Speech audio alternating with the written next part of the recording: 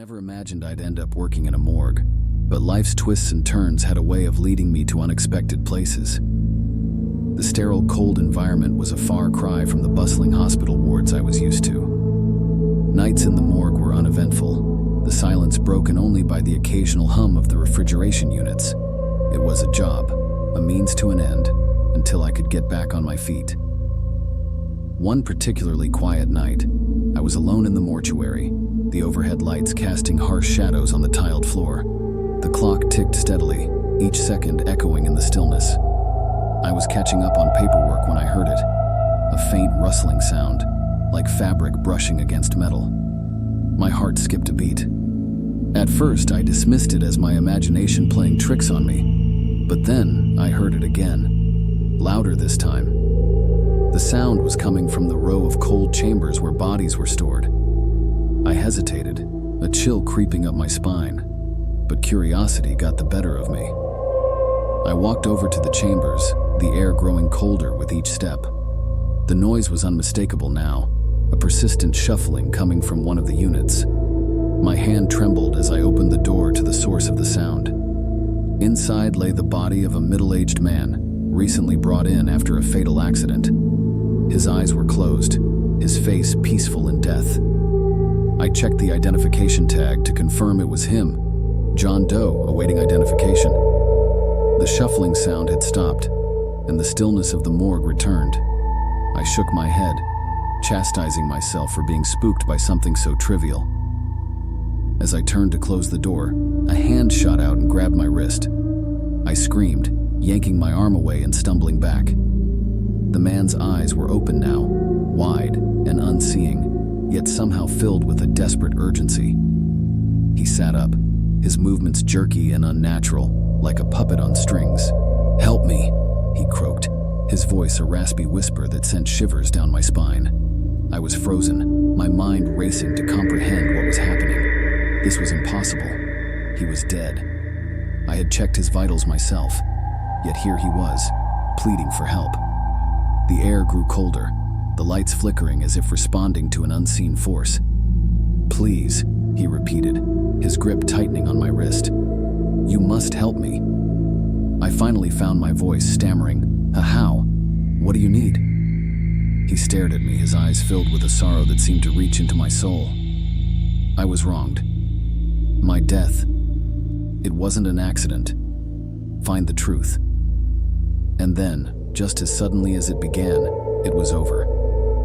His grip slackened, his body collapsing back into the chamber. The temperature in the room returned to normal, the light steady once more. I stood there, my heart pounding, my mind struggling to process what had just occurred. The rest of the night passed in a blur. I couldn't concentrate, my thoughts consumed by the encounter.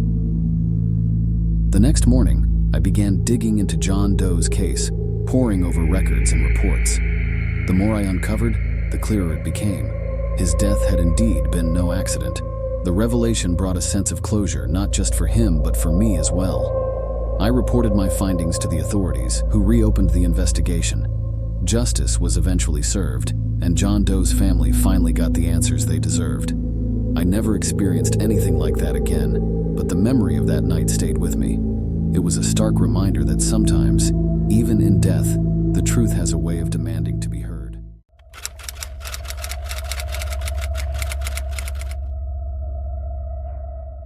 As the sun dipped below the horizon, the rural road stretched out before me, a ribbon of black asphalt winding through an unending expanse of dark woods.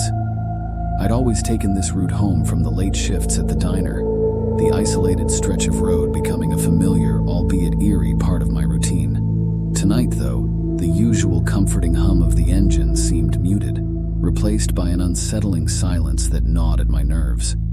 A flash of movement in the trees caught my eye. I glanced over, expecting to see a deer or perhaps a stray animal, but the woods remained still. Shrugging off the unease, I refocused on the road ahead. That's when the phone rang. I nearly jumped out of my skin. I rarely got calls at this hour, especially not from numbers I didn't recognize. With a shaky hand, I answered. "Hello?" There was no reply, only static. I was about to hang up when a voice crackled through, faint but unmistakably clear. "Are you alone?" I frowned. "Who is this?" The line went dead. I stared at the phone in disbelief. A prank, I thought, trying to calm myself. But as I continued driving, the hairs on the back of my neck stood on end. Then came the sound, a soft tapping, rhythmic and persistent. I glanced in the rearview mirror, but saw nothing. The tapping continued, growing louder with each passing second. It was coming from the trunk. My heart pounded. I had to pull over. I couldn't ignore it. The night had grown darker, and the forest seemed to close in around me, shadows pooling along the edge of the road. I popped the trunk and peered inside. Empty. Nothing but the spare tire and some old blankets.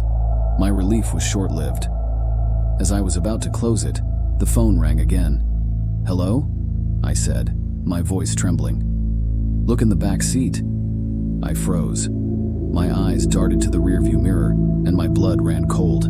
There, sitting in the back seat, was a figure, a silhouette barely discernible in the dim light. My breath caught in my throat. I spun around. The seat was empty. Panic surged through me. I leapt into the driver's seat, slamming the door shut and locking it. My fingers fumbled with the keys as I tried to start the engine, but it wouldn't turn over. "Are you scared?" The voice on the phone was a low whisper now, dripping with malice. I could hear the rustle of movement behind me. I spun around again, my eyes searching the darkness of the car. The figure remained elusive, like a ghost just out of reach. The tapping started again, louder this time, accompanied by a soft, chilling laughter. I turned to the phone. "Who are you? What do you want?" The voice was calm and chilling. "We're waiting for you." The lights of a car pierced the darkness, and I saw the familiar glow of headlights approaching.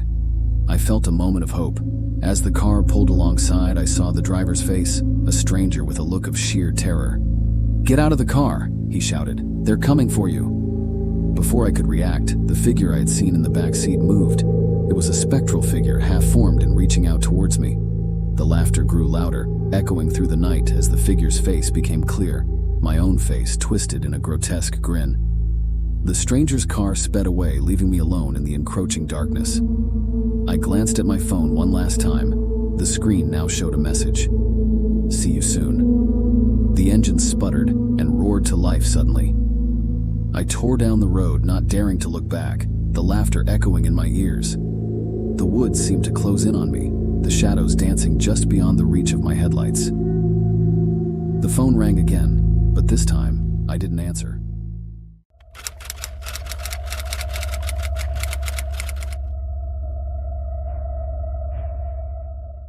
My grandmother's house was always a place of strange comfort.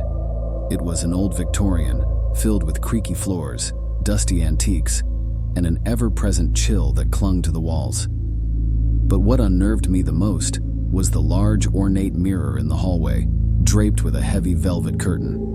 Grandma never allowed anyone to uncover it, claiming it was too old-fashioned and not suitable for modern tastes. When she passed away, I inherited the house. Sorting through her belongings, I couldn't resist the allure of that mysterious mirror. The curtain seemed to whisper secrets, and curiosity got the better of me. With a deep breath, I pulled it aside. The mirror was magnificent, its frame intricately carved with patterns of vines and faces. The glass itself was slightly cloudy, and the reflection seemed to shimmer oddly in the dim light. I found it captivating, and for the next few days, I couldn't keep my eyes off it. One evening, as I was preparing dinner, I glanced up at the mirror and noticed something strange. The reflection wasn't quite right. It seemed to move independently of the real world. Shadows flitted across the glass, and the colors appeared muted, as if the mirror was showing a world in decay. That night, as I slept, I was jolted awake by a cold hand gripping my wrist. I sat up, heart racing, and saw nothing but the darkened room. The mirror's reflection, though, showed a different scene. In it, I saw my own bedroom, but with a figure standing at the foot of my bed. It was cloaked in darkness, its face obscured. I tried to dismiss it as a trick of the light, but every night thereafter, the same figure appeared in the mirror's reflection. Its presence grew more defined and menacing, and I could sense a malicious intent in its shadowy form. Desperate for answers, I sought out an antique dealer who had known my grandmother. She listened intently as I described the mirror's strange behavior. Her face paled as she spoke. "That mirror," she said, "has a dark history. It was said to be cursed. Anyone who looks into it at night sees not only their own reflection, but also glimpses into a shadowy realm where something ancient and malevolent dwells." Her words sent chills down my spine.